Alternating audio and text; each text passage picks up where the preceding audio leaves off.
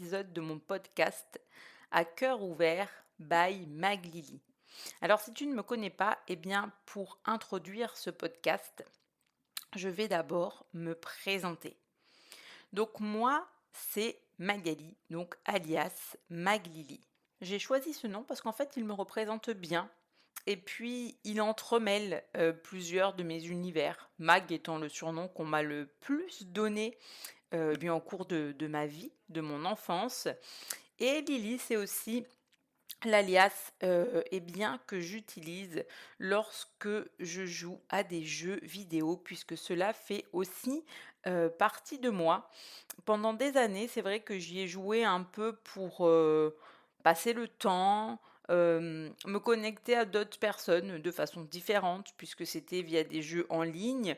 Je trouve que ça m'a aussi permis de développer, pas mal d'autres capacités, des fois dormantes au niveau de la réactivité et cetera selon, ce que tu as à faire dans le jeu. Mais en fait aujourd'hui, tu vois, je réalise que ça me permet vraiment de libérer mon côté créatif. Alors pendant de nombreuses années, pour parler un peu de la créativité, c'est quelque chose que j'ai eu beaucoup de mal moi à nommer, à me représenter. Pour moi, il fallait absolument faire du dessin, de la peinture, tu vois, ou de la musique, ou peut-être faire vraiment des activités manuelles. Je pense notamment à tout ce qui est modelage, poterie, etc. Et c'est vraiment des choses qui, pas qu'elles m'ont jamais attirée, mais que, bah oui, j'ai essayé de dessiner, etc. Mais vu que j'ai pas ce côté artistique dans le dessin ou la musique hyper développé, bah, forcément, tu es un peu en mode, enfin, ouais, enfin, bof, tu vois? Enfin, je sentais que c'est pas quelque chose qui est finalement fait pour moi. Tu vois, aujourd'hui, au-delà d'aller me dire: «Ouais, non, mais je l'ai pas fait parce que je pense que je suis nulle» et cetera. Non, en fait, c'est tout simplement que ces activités-là, en fait, avec moi, juste, ça résonne pas et j'avais jamais réalisé que oui, quand tu joues à un jeu, effectivement, et selon celui auquel tu joues, tu peux vachement développer ton côté créatif parce que il y en a beaucoup, et notamment, je pense à ceux où tu peux faire ce qu'on appelle le housing, où tu vas créer toi-même ton espace, ton environnement. Et ces derniers temps, je l'ai beaucoup développé sur un jeu qui s'appelle Animal Crossing, où tu crées toute ton île de A à Z, et où en fait, je me suis dit, mais waouh, ça m'apaise de faire ça, ça m'apaise, ça me recentre, mais en plus, quand après je prends le temps de juste regarder ce que j'ai fait, je me dis: «Mais en fait, c'est moi qui ai créé tout ça», et là, j'étais en mode: «Ah mais c'est exactement ce dont j'ai besoin pour permettre en fait à ma, créativité, bah, entre guillemets, de se libérer». Donc moi, ça me paraissait important de, voilà, de t'introduire un peu le podcast en te parlant de cette partie de moi. C'est vrai que c'est une partie dont j'ai très très peu parlé. De nombreuses personnes ne savent même pas que je joue à des jeux vidéo parce que ça, moi, dans ma famille, toujours été mal vu. Finalement, aujourd'hui, je réalise que quoi qu'on fasse, souvent les personnes en face, elles ne comprendront pas.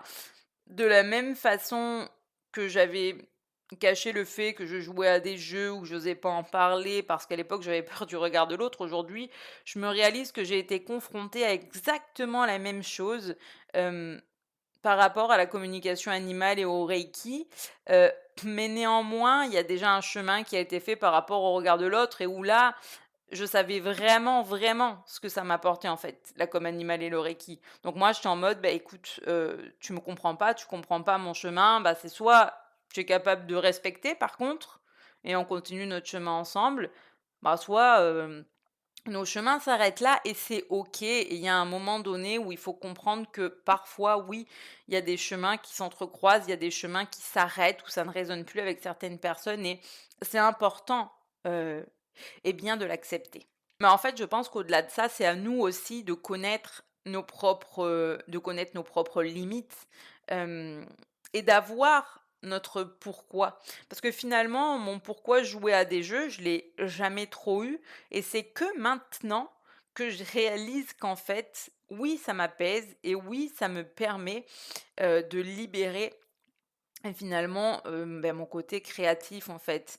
Et de la même façon que mon pourquoi au travers de la communication animale et au Reiki, c'est vraiment en lien avec les animaux et cet amour profond que j'ai toujours eu pour eux et où aujourd'hui je réalise que à travers ça, je peux prêter ma voix en fait, aux animaux parce qu'ils ont une forme de parole que pas tous les humains pour l'instant sont prêts à comprendre, alors qu'on en est tous capables, mais pas tout le monde est prêt à faire ce chemin, ce que je comprends.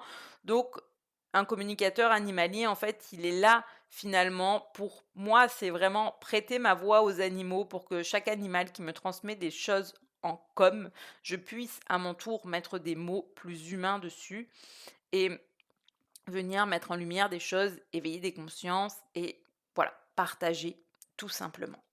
Et si on continue dans le partage, du coup, je vais continuer à m'introduire au fur et à mesure. Alors, c'est vrai que tu verras que ce podcast-là, je lui ai pas fait de fil conducteur. Je suis en train de te le faire un peu au feeling, tout simplement parce que j'ai pas envie que ma présentation soit monotone ou se rapproche de mes présentations que tu as pu lire sur les réseaux, si tu me suis sur les réseaux, parce que c'est finalement un peu dommage. Donc, je vais te la faire un peu comme ça me vient. Et là, tout de suite, on va parler de la natation, du coup, de cet univers qui a fait partie de moi toute mon enfance, puisque depuis mes 4 ans, je trempe dans l'eau. Heu, mais au-delà de ça, eh bien, j'ai passé quand même 13 ans en tant qu'entraîneur au bord des bassins et c'est vrai qu'il y aura de nombreux podcasts qui vont être axés sur le sujet du sport, mais où on va aller dans la dynamique émotionnelle, où on va aller chercher le lien avec nos animaux aussi. Alors là, tu vas te dire: «Mais pourquoi?» parce que finalement, quel est le rapport entre le sport et les animaux? Alors le rapport, tu vois, j'ai envie de te dire que ce que j'ai réalisé au cours de ma carrière, c'est qu'il y a finalement plus de personnes, que ce soit dans le monde du sport ou ailleurs, qui ont des animaux que ceux qui n'en ont pas. Ça, c'est une réalité. Hem et dans ces personnes, il y en a, mais réellement la plupart aiment profondément leurs animaux et ont des liens très forts avec eux. Je veux dire que moi, cette relation que j'ai avec mon chat, alors évidemment, je la retrouve pas à l'identique chez d'autres personnes, mais le fondement en fait, est le même et il y a une réelle envie de, bien procurer du bien-être finalement, à son animal et c'est vrai que dans le milieu du sport, on est confronté à de nombreuses problématiques et c'est surtout dans le milieu compétitif où tu dois t'absenter des fois une semaine complète, voire plus, beaucoup de week-ends et puis il peut y avoir par moment une certaine forme de grosse pression sur les épaules et ça compte que tu sois entraîneur ou que tu sois athlète finalement et je pense que c'est des sujets où c'est important de au-delà d'avoir un sportif, au-delà d'avoir entraîneur, c'est de mettre en lumière l'humain qui est derrière. Parce que pour moi, en tout cas, après peut-être qu'il y a d'autres personnes qui le voient différemment, mais moi, c'est la vision que j'ai du monde à l'heure actuelle et ça se voit énormément dans le milieu du sport, c'est-à-dire qu'on te met constamment en avant le sportif, le sportif, le sportif, comme s'il avait juste cette étiquette collée sur lui et où finalement, bah, l'humain derrière, t'en fais quoi en fait? L'humain, tu en fais quoi? Donc en réalité, c'est ça que j'ai envie de venir mettre en lumière, tu vois? C'est l'humain avec toute sa dynamique émotionnelle parce que c'est hyper important. Nos émotions font partie de nous, notre système nerveux fait partie de nous, il nous permet de survivre et c'est lui évidemment qui vient nous faire générer parfois certaines émotions et je pense que c'est important de faire comprendre, de faire prendre conscience aux gens que oui, eh bien, derrière chaque sportif, il y a un humain qui a son lot de problématiques qui va être, bah, les mêmes que les nôtres, heu, dans la finalité. Je veux dire, je pense que chacun a son contexte et chacun à son niveau vit des périodes faciles, vit des périodes très joyeuses et vit des périodes très douloureuses. Mais ça, il faut être aussi capable, tu vois, de venir mettre des mots dessus, de venir le mettre en lumière afin de d'arrêter de toujours attendre plus, finalement d'un sportif et de se dire qu'il y a peut-être un moment où s'il n'arrive pas à faire plus ou à donner plus, bah, c'est peut-être parce que l'humain derrière, il vit des choses assez délicates et parfois ça peut être en lien avec nos animaux sauf que ça, c'est rarement mis de l'avant parce que une fois de plus, on va aller sur ce chemin, sur ce chemin houleux Ou, un animal, c'est qu'un animal, pourquoi tu pleures quand ton animal est décédé? Pourquoi tu t'inquiètes pour ton animal s'il est malade? C'est qu'un animal après tout, mais quand réellement tu es quelqu'un qui porte les animaux fortement dans son cœur, qui a ce lien émotionnel fort avec son animal, c'est incompréhensible tout ça, en fait, parce que ton animal, il fait partie de ta famille, il fait partie de ta vie. Si je te prends mon exemple, mon chat m'a apporté tellement plus que de nombreux humains dans ma vie et encore aujourd'hui, le premier vers qui je vais quand ça va pas, quand j'ai besoin de redescendre, c'est mon chat, en fait. Donc c'est pour ça que c'est important pour moi aussi de venir faire ce lien, de venir un peu mêler ces 2 univers qui se complémentent l'un et l'autre. Parce que à la base, nous sommes tous des humains, avec les mêmes problématiques émotionnelles, en fait, et nos animaux prennent une si grande place dans notre vie que c'est important de pouvoir aussi les mettre, à l'honneur à travers un podcast comme celui-ci. Et puis évidemment que si j'ai décidé de faire un podcast un peu allié sur ces thèmes, c'est parce que je les ai moi-même vécus. Donc évidemment, qu'en tant qu'entraîneur et étant dans le milieu compétitif, j'ai vécu le fait de devoir trouver des solutions pour laisser mes animaux.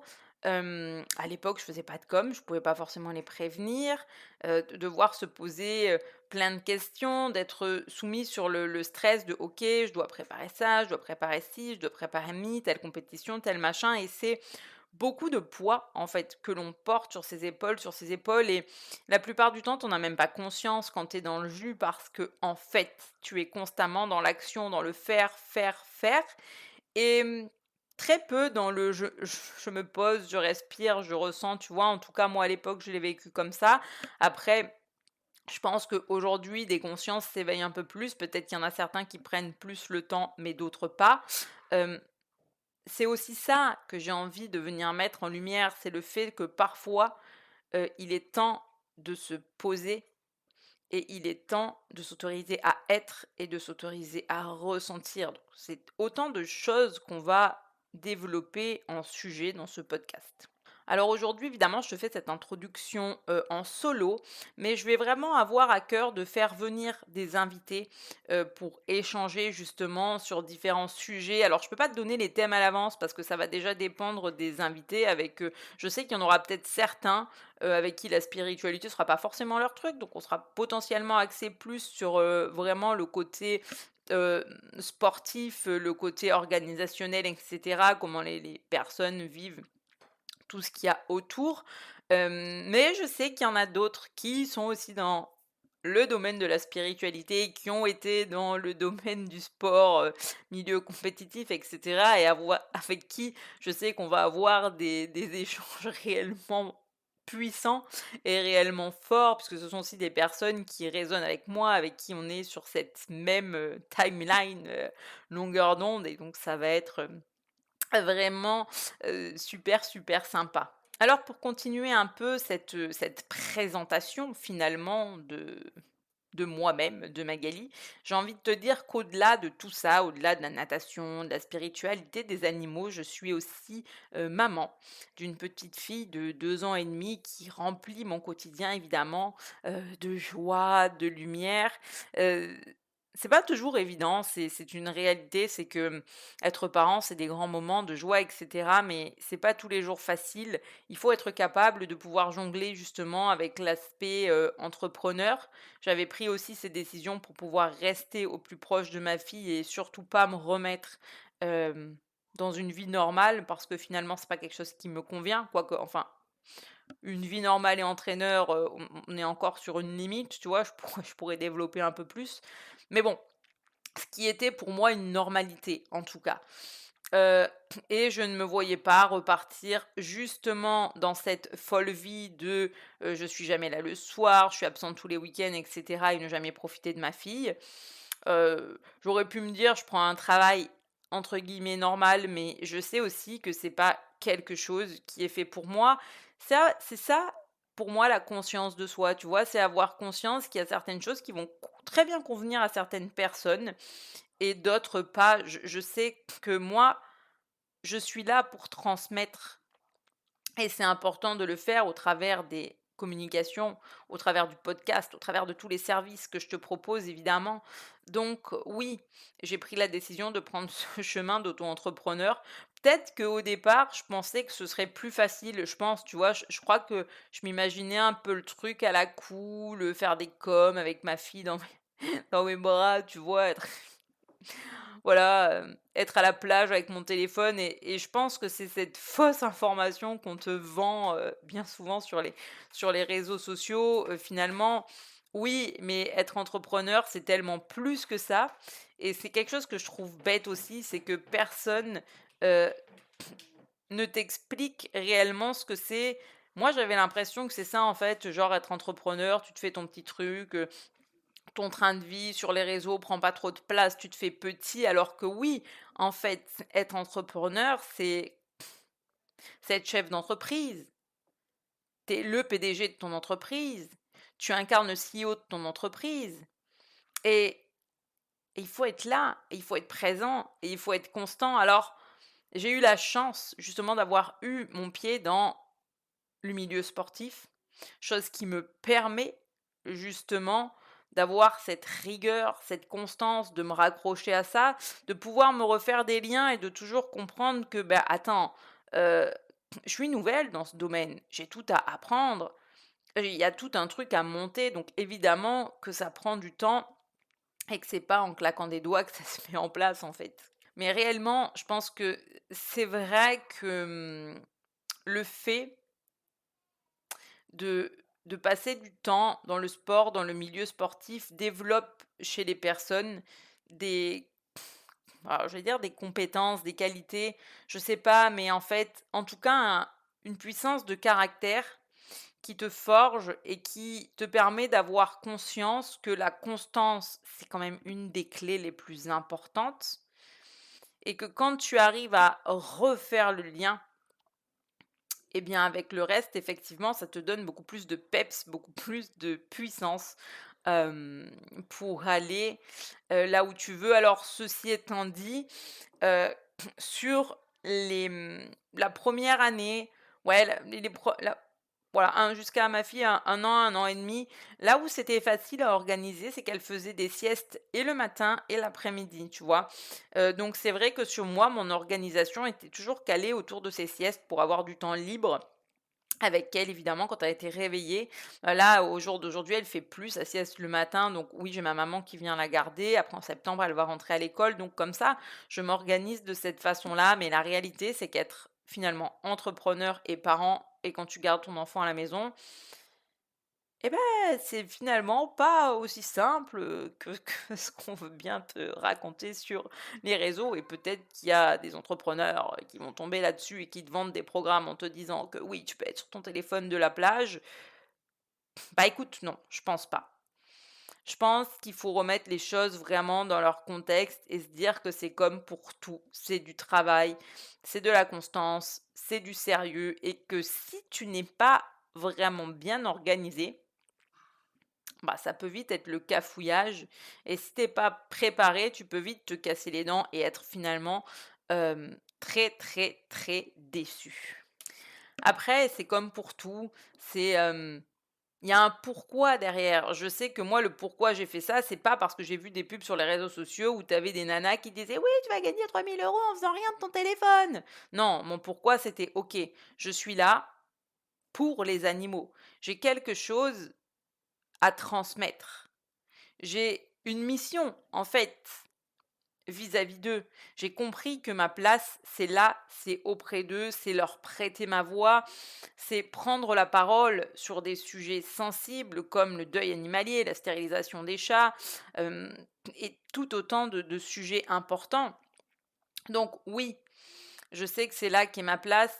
Je sais aussi que c'est ça qui me permet d'être libre et de me sentir libre, hem et liberté que, bah, je ne retrouve pas forcément dans un travail dit, normal et où tu es bloqué dans des horaires, et cetera. Donc c'est vraiment à tout ça que je vais avoir tendance à me raccrocher et c'était pas à la carotte comme peuvent l'avoir certaines personnes parce que tu as vu une pub où on te dit que tu peux faire 3 000 € par mois de ton téléphone. C'est peut-être vrai pour certaines personnes, mais faut pas mentir non plus et faut bien se dire que pour en arriver à un certain niveau, il y a toujours du travail derrière. Ça, c'est un sujet aussi qu'on abordera par rapport au milieu sportif, c'est de se dire que pour en arriver à un certain niveau, il y a énormément de travail derrière. Peut-être qu'il y a certains sportifs qui vont avoir plus de talent, et je vais mettre des guillemets dessus, ou des capacités différentes, et où on va croire que pour eux c'est plus facile. Mais la réalité, c'est que si tu ne te bases que sur tes facilités, eh bien, tu vas en avoir un autre derrière qui, à un moment, va te prendre la place. Parce que lui, il va faire le taf en amont, il va pas juste se dire: «J'ai des facilités, c'est OK». Et là où je veux rebondir, du coup, je te dis que je mettais des guillemets sur le talent parce que tu ne peux pas compter que sur le talent. Moi, je préfère parler de capacité. Tu en as qui aiment utiliser le mot talent et le mot don, à tire-larigot et surtout dans le domaine spirituel, mais il y a pas de don de Dieu ou pour moi, non, ça c'est non, et c'est laisser son pouvoir personnel à l'extérieur. À un moment donné, quand tu prends la décision, que tu sens que quelque chose résonne avec toi ou que tu as un objectif très clair et très précis, tu vas te donner les moyens de mettre des choses en place, en fait, pour y arriver. Alors oui, tu as des personnes qui, si on prend l'exemple de l'eau, vont être plus aquatiques que d'autres. Tu as des personnes qui vont être plus terrestres que d'autres. Tu as des personnes qui vont préférer utiliser leurs capacités extrasensorielles, et cetera, et plus aller vers la spiritualité. Mais tu vois, ça, c'est une question de capacité et de toi, qu'est-ce que tu as envie de développer? Maintenant, si on se focus juste sur dire: «Ouais, tu as le talent», peut-être, mais comme je disais, pour moi, tu vas avoir les personnes qui vont se dire: «Ouais, bah, parfait, j'ai le talent et je me la coule douce» et OK, peut-être que pendant 1 an, 2 ans, 3 ans, ça va marcher, tu vas être le meilleur et tout. Mais dans l'ombre, derrière, il y en a d'autres qui bossent et je peux t'assurer et surtout dans le milieu sportif, qu'il y en a à qui on va dire: «Ouais, mais toi, tu y arriveras pas, mais toi, tu as pas le talent» et cetera, mais ces mecs-là, ils s'en foutent parce qu'ils ont juste une chose, ils ont la flamme à l'intérieur, tu as la rage au ventre et tu vas y aller, en fait. Parce que toutes ces phrases négatives, finalement, vont te galvaniser et tu vas faire ce qu'il faut et tu vas bosser en plus en dehors des entraînements et tu vas regarder des vidéos et tu vas faire en sorte de devenir le meilleur et après, c'est comme ça que les mecs deviennent des légendes. Et là, je pense notamment à Tom Brady, en fait, hein. C'est actuellement la légende des quarterbacks au football américain. Mais une réalité, c'est que, quand tu prends son historique au départ, il n'avait pas été super bien drafté. Hem, on va dire que si tu pars juste de ce que partageaient les journalistes et cetera, je pense qu'il y en a aucun qui lui donnait la carrière qu'il s'est fait, en fait. Par contre, ah oui, une chose importante, c'est que le mec, tu il a le feu intérieur. Juste, il a eu le feu intérieur, il a eu son idée, son pourquoi et une fois qu'il a eu son pourquoi, qu'est-ce qu'il a fait le mec? Bah, il est allé chercher des comment et ça c'est important parce que au-delà d'un pourquoi, bien souvent on se dit: «Ah bah oui, ouais OK, j'ai mon pourquoi, je mets deux trois trucs en place, oh bah, ça a pas marché, j'abandonne». Mais le comment il change tout le temps.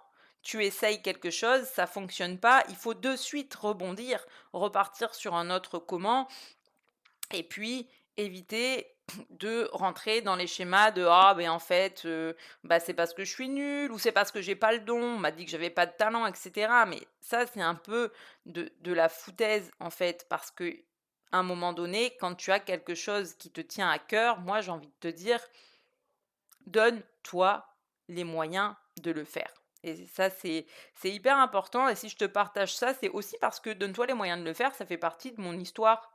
Heu je sais que moi, j'ai souvent été, reléguée au rang des voilà, elle était nulle, tu nulle à l'école, enfin, il y avait beaucoup de trucs comme ça où finalement j'avais toujours l'impression d'être la dernière roue du carrosse. Mais aujourd'hui, je suis là, je suis chef d'entreprise, je crée mes posts, je crée des vidéos, je crée mon podcast. Enfin, c'est juste énorme, tu vois.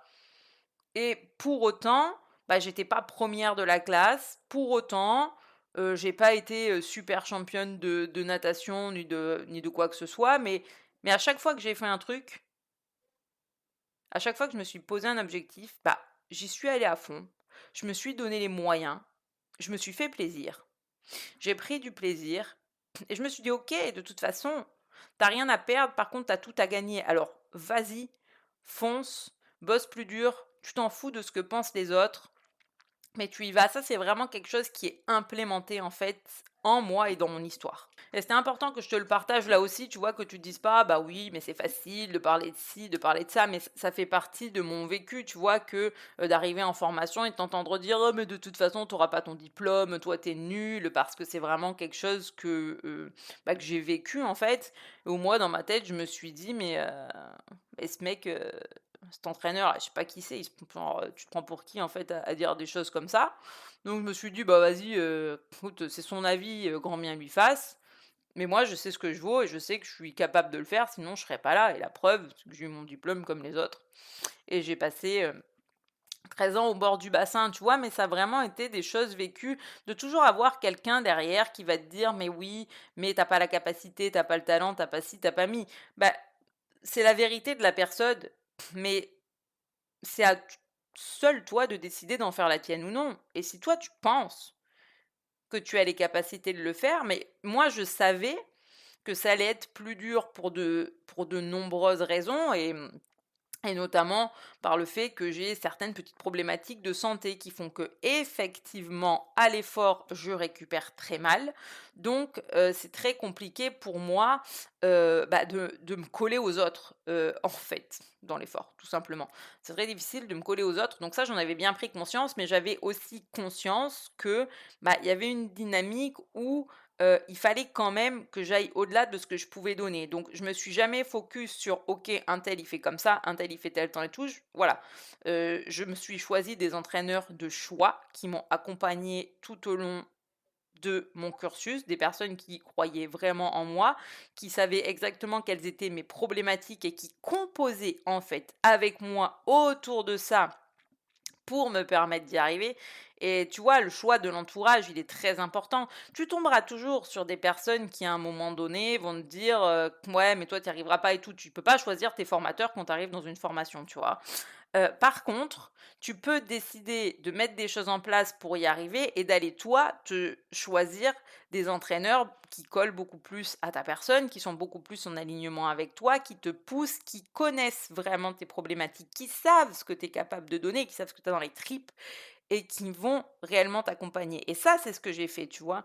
Et oui, c'est pour ça qu'aujourd'hui, des fois dans mes posts et cetera, j'ai toujours je pense que je transmets beaucoup cette truc de positivité, de «mais oui, bien sûr, tu vas y arriver» et cetera, mais parce que c'est ma base, je suis comme ça. Je ne suis pas dans la positivité toxique parce que quand je ne vais pas bien, j'en ai conscience, j'ai conscience de moi, je sais qu'il y a des moments où c'est plus difficile et où je vais prendre le temps de me déposer, de me reposer, de dormir, de souffler. Mais par contre, c'est pour revenir encore plus forte et revenir encore plus reboostée, parce que une de mes qualités, mais pour moi, c'est une de mes qualités, c'est que je n'abandonne jamais, tu vois? Je suis tenace, je suis coriace. Hem, alors évidemment que demain, si je me lance dans un projet et qu'à un moment donné, je vois que ça ne me convient plus, je vais abandonner. Si on revient sur la natation, à la base, hem, quand j'ai commencé à vraiment entraîner des jeunes en compète, je m'étais mis dans la tête de d'un jour pouvoir entraîner en équipe de France, et c'est vraiment quelque chose qui m'était resté, qui m'a suivi des années, tu vois? Heu, mais à un moment donné, je me suis ravisée sur ce projet. Pas parce que j'en étais pas capable, parce que j'aurais pu trouver des comment pour y aller, mais parce qu'il y a un moment donné où j'ai eu un virage à 360, enfin du coup c'est même plus un virage en 360, mais bref, où j'ai eu ce tournant dans ma vie où j'étais en mode: «OK, l la natation, ça restera toujours une passion. J'aime l'eau, j'aime être dans l'eau, j'aime les sensations que ça me procure, j'aime le chemin que j'y ai fait, j'aime l'avoir partagé, mais je n'ai plus envie de faire ça. J'ai plus envie de faire ça. Il est temps pour moi de passer au step supérieur, de passer à autre chose et d'être là de façon différente. Tu vois, il y a encore une partie de moi qui te parlera toujours du sport, qui viendra toujours le rappeler comme je vais le faire ici, mais pour autant, j'ai su qu'il était temps de passer à autre chose. J'ai pas abandonné pour abandonner parce que je ne m'en croyais pas capable, j'ai abandonné parce que je savais que par rapport à la natation, j'étais arrivée en bout de course et qu'il était temps de passer à autre chose et donc du coup, c'est ce que j'ai fait. Et aujourd'hui, dans ma vie de tous les jours et notamment dans mon entreprise, bien sûr qu'il y a des hauts et des bas, c'est pas évident tous les jours, mais pour autant, je suis pas en mode mais j'arrête tout et j'abandonne. Non, je sais qu'on n'est pas là pour que ce soit facile, je sais qu'il y a du chemin à faire, mais je continuerai et je vais continuer parce que parce qu'il y a tellement de choses sur lesquelles j'ai envie de prendre la parole, il y a tellement de choses que j'ai envie de partager, il y a tellement de conscience que j'ai envie de voir s'élever. J'ai vu du changement dans tellement de clients et de clientes. J'ai ressenti tellement leurs émotions, senti cette joie, cet amour lorsqu'ils recevaient des messages en com de leurs animaux. J'ai vu tellement de personnes se transformer suite aux séances Reiki. Je vois tellement de personnes se transformer en étant dans mon accompagnement de reconnexion d'âme où tu apprends le Reiki que, bah, je suis en mode: «What? OK, il y a des jours c'est difficile, mais mais j'apporte tellement de plus à côté de ça que, OK, c'est le difficile, c'est OK et c'est pas grave et on y va et on continue». Alors bon, on est à 32 minutes et j'ai pas envie de faire des podcasts d'une heure. À la base, j'étais partie sur ouais, une vingtaine, trentaine de minutes. Donc je vais le conclure ici. C'était vraiment le tout premier avec une... Voilà, je t'ai partagé un peu de moi, comme je l'ai dit, hein, de façon un peu groupée, dégroupée, ça se juxtapose, etc. Mais c'était vraiment le but parce que forcément, ceux où il va y avoir des invités vont être un peu plus cadrés, un peu plus carrés et là, j'avais envie de laisser aussi ma créativité s'exprimer, dans ce podcast de cette façon-là. Du coup, ça permet aussi de t'introduire certains sujets dont tu m'entendras parler. Évidemment qu'il y aura toujours un lien avec les animaux, potentiellement l'énergétique, etc., parce que ça fait partie de moi, mais tout autant que la personne qui aime le sport et qui aime ce que le sport apporte dans le sens du dépassement de soi, etc. Mais aujourd'hui, je suis capable de faire cette transition et de dire attention, le dépassement de soi, etc., c'est très bien, mais revenir toujours à soi et laisse de la place à l'humain. Et c'est surtout ça que j'ai envie qu'on voit ici, c'est d'être capable de se laisser de la place finalement, heu, en tant qu'humain.